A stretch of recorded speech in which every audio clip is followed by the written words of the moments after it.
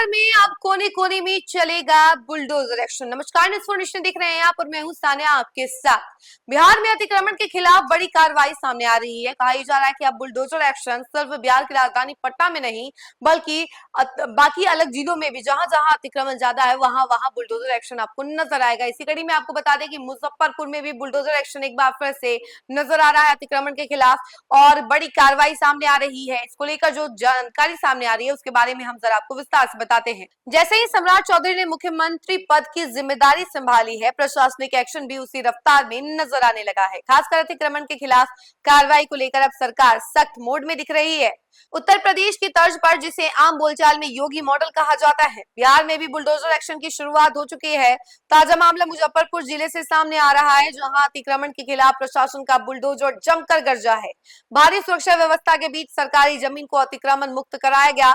दरअसल यह पूरी कार्रवाई मुजफ्फरपुर जिले के ढोली बाजार इलाके में की गई, जहां लंबे समय से सरकारी जमीन पर अवैध कब्जा किया गया था। स्थानीय स्तर पर कई बार इस मामले की शिकायत सामने आई थी, जिसके बाद जिला प्रशासन ने इसे गंभीरता से लिया।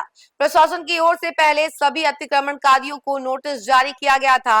उन्हें स्पष्ट रूप से कहा गया था कि वे स्वयं ही सरकारी जमीन खाली कर दे, अन्यथा सख्त कार्रवाई की जाएगी। लेकिन नोटिस मिलने के बावजूद अतिक्रमणकारियों ने जमीन खाली नहीं की और अपने कब्जे को बनाए रखा।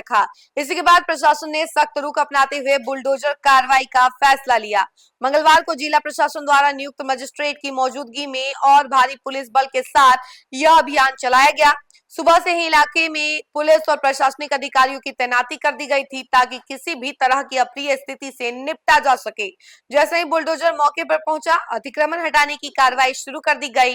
एक एक कर अवैध निर्माण को तोड़ा गया और सरकारी जमीन को खाली कराया गया। हालांकि इस दौरान कुछ स्थानीय लोगों ने इस कार्रवाई का विरोध भी किया। लोगों का कहना था कि उन्हें पर्याप्त समय नहीं दिया गया या उनकी बात नहीं सुनी गई, लेकिन प्रशासन अपने फैसले पर अडिग रहा।